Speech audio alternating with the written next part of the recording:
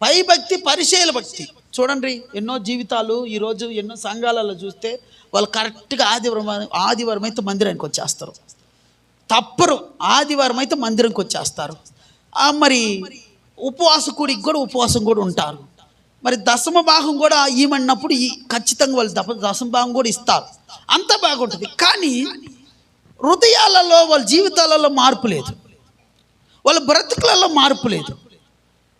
వాళ్ళ హృదయాలు కుట్రలతో, పగలతో, కక్షలతో, వ్యభిచారముతో, వేషితనముతో నింపబడి ఉంటుంది.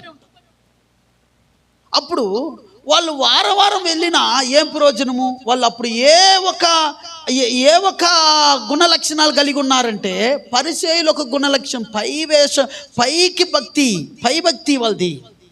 అంతరంగమైన జీవితము మరి పరిశుద్ధత కలిగి ఉండాలి. అది ఇక్కడ చెప్తున్నది.